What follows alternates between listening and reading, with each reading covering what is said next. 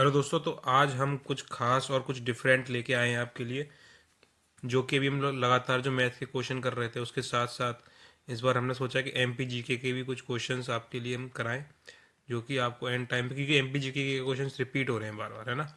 तो इन क्वेश्चंस को हम देखेंगे और अभी सिर्फ हम एम पी जी के क्वेश्चंस लाएं। अगर आगे आप लोगों का साथ रहा तो हम M P G S reasoning सबके क्वेश्चंस इसमें अटैच करा देंगे। तो जो आज हम जो क्वेश्चंस करने वाले हैं वो करेंगे हम 21 नवंबर के जो भी क्वेश्चंस आए थे एमपी, सिर्फ एमपी जीके के, ठीक है। और कुछ क्वेश्चंस ऐसे थे जो नॉर्मल थे, जो मैंने लिए नहीं है, ठीक है। जैसे कि बिरसा मुंडा के ऊपर लगातार क्वेश्चन आ रहे हैं तो मैंने उन क्वेश्चंस को लिया नहीं है, ठीक है।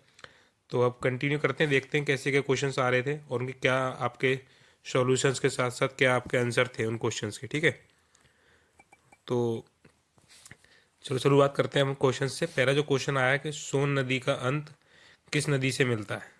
तो आपको इसका आंसर बताना है कि सोन नदी जो है उसका अंत किस नदी से मिलता है। इससे पहले आपको सोन नदी के बारे में क्या क्या जानकारी है उस सबको भी बताओ। आपको एक बार अपने माइंड में साथ साथ रैप अप करना है, क्योंकि क्वेश्चंस जो हैं वो ऐसे ही आ रहे हैं बार बार, है ना। तो एक बार उनको ज़रूर देख लेना है कि वो किस टाइप के क्वेश्चंस आ रहे हैं, ठीक है। जैसे सोन नदी जो है, सोन नदी का जो आपका बोले तो अंत किस नदी से मिलता है, तो सोन नदी का जो अंत है वो मिलता है हमारी गंगा से, ठीक है। और सोन नदी की आपसे पहले एक बार हाइट भी पूछी जा चुकी है, ठीक है। अभी हम ज़्यादा डिस्कशन नहीं करेंगे, छोटी वीडियो बनाएंगे। अब चलते हैं, बंगाल की जीवन रेखा किस नदी को कहा जाता है। तो बंगाल की जीवन रेखा कहा जाता है हुगली नदी को। अब लोग, कई लोग बोल रहे हैं कि ऑप्शन में हुगली रिवर नहीं था, तो वो गंगा नदी दिया हुआ था, ठीक है। तो पर जो बंगाल की नर्मदा कहा जाता है वो कहा जाता है हुगली रिवर को, ठीक है। अब चलते हैं हम नेक्स्ट क्वेश्चन की तरफ। भारत ने हॉकी का जो विश्व कप है वो कब जीता था। भारत ने हॉकी का विश्व कप कब जीता था। इसका आंसर हो जाएगा, भारत ने हॉकी का विश्व कप जीता था 1900, एक सेकेंड, 1975 में, ठीक है। कब जीता था, 1975 में जीता था भारत ने। भारत में रामलीला मैदान, रामलीला मेला का आयोजन किस जिले में लगता है। रामलीला होता है हमारे मध्य प्रदेश के दतिया जिले में, ठीक है। उसके बाद हम देख लेते हैं हमारा नेक्स्ट क्वेश्चन। हिमालय को कितने मुख्य भागों में विभाजित किया जाता है। ये क्वेश्चन भी अच्छा क्वेश्चन है।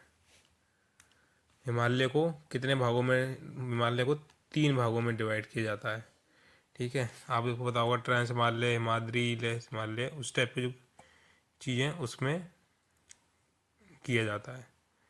अभी कई क्वेश्चंस आए थे टांटिया भील से भी आए थे कि वो उनका कौन से आंदोलन से रिलेटेड है, ठीक है। कि कौन से उन्होंने क्या, किस जिले से आते हैं, किस वर्ष में उन्होंने आंदोलन प्रारंभ किया था, है ना। उनके ऊपर भी काफ़ी क्वेश्चंस आए, पर वो लगातार आ रहे हैं इसलिए हमने लिए नहीं है।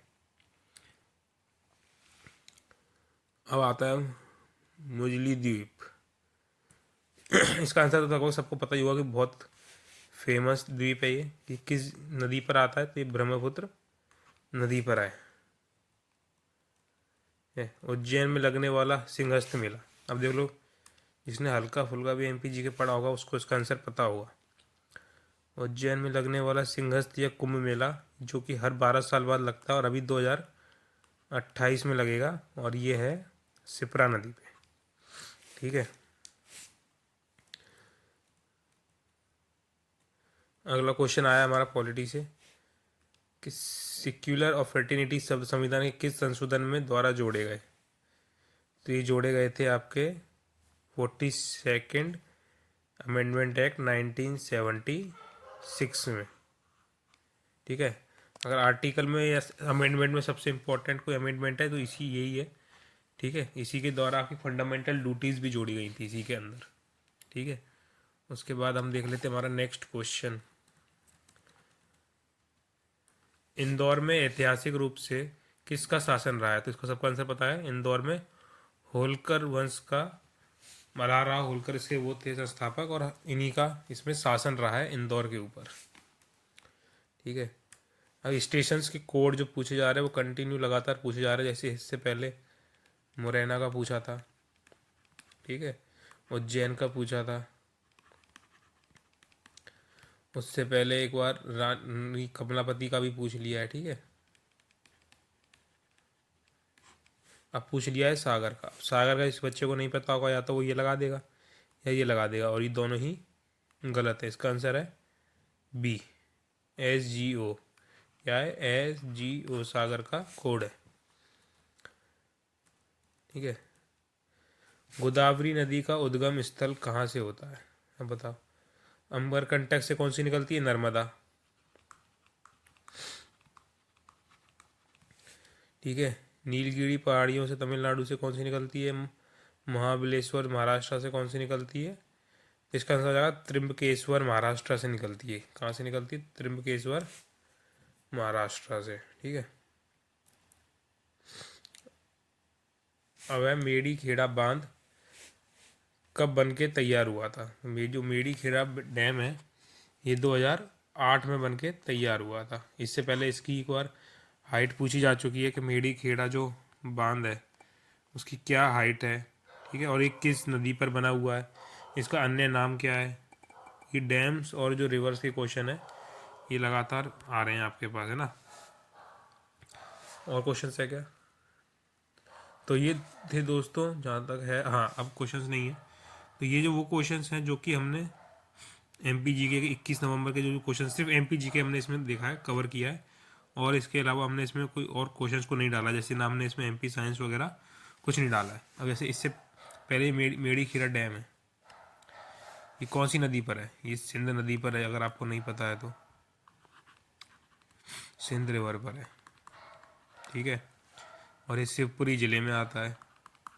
सिंध नदी पर है और शिवपुरी ज़िले में है। इसकी जो हाइट है वो 62 मीटर है। इसकी हाइट कितनी है? 62 मीटर। और इसी को, इसका जो अन्य नाम है वो है मोहिनी डैम,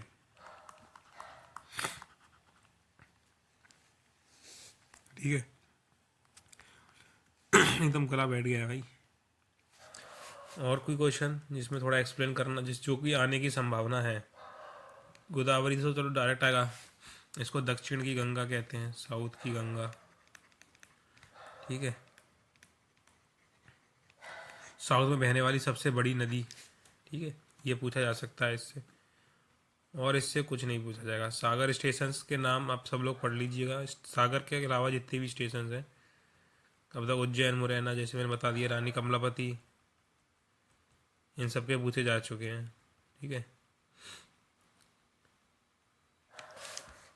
44 से क्या हुआ था? 44 से, इधर लिख देते हैं, 44 से राइट टू प्रॉपर्टी को हटा दिया गया था।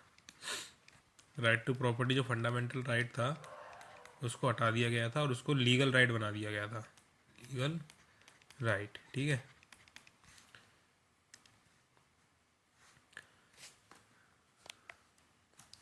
और कुछ जानने लायक इन क्वेश्चंस में मेरे ख्याल से तो नहीं है। इसमें आगे देखते हैं, आगे कोई क्वेश्चन में होगा तो उसको एक्सप्लेन कर देता हूँ, ठीक है। अब सिप्रा नदी को थोड़ा जान लेते हैं, क्योंकि इसमें से क्वेश्चंस आ सकते हैं। जो सिप्रा, एक सेकेंड,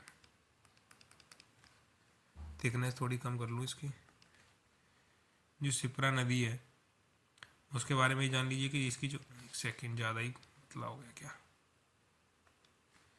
सिप्रा जो नदी है, इसकी जो हाइट है,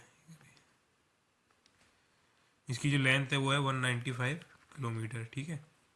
ये आपको इम्पोर्टेंट है, याद रखना है। कहाँ से निकलती है सिप्रा? इंदौर जिले में काकरीवाड़ी, वाड़ी कैसे लिखते हैं, वाड़ी पहाड़ियों से, ठीक है। काकड़ीवाड़ी पहाड़ियों से, अगर हिंदी में लिखूँ तो काकड़ी वाड़ी, ऐसी कुछ लिखेंगे शायद, काकड़ीवाड़ी पहाड़ियों से, ठीक है। और इसमें इसमें से कुछ ज़्यादा आपसे आएगा नहीं, इतना ही आएगा कि, और इस पर इतना याद रखना सबसे इम्पोर्टेंट, कि उज्जैन में से निकलती है और सिंहस्थ मेला इसी के ऊपर लगता है।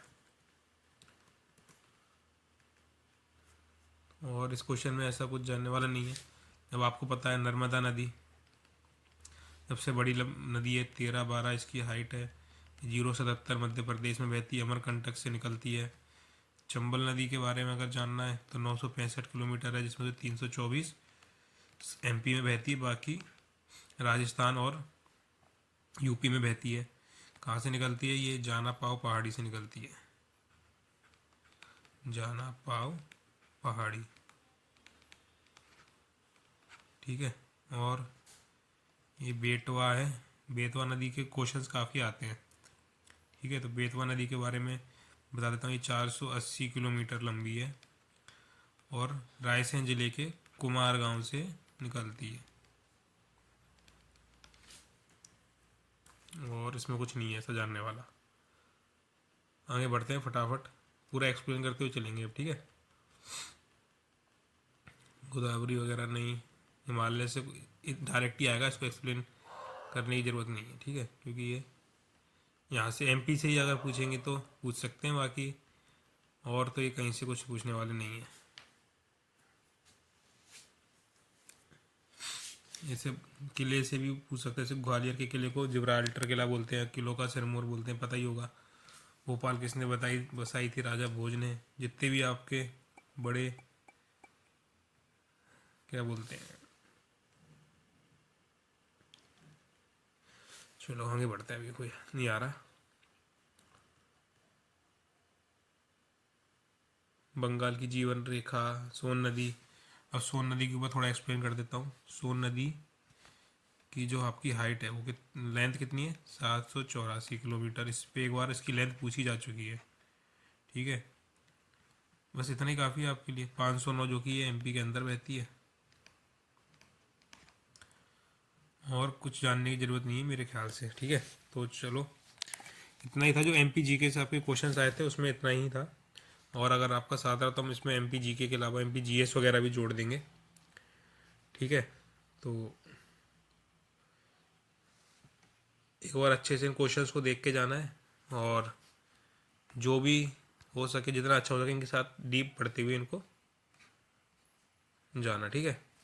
तो चलो ख़त्म करते हैं आज की इस वीडियो को यहीं पे।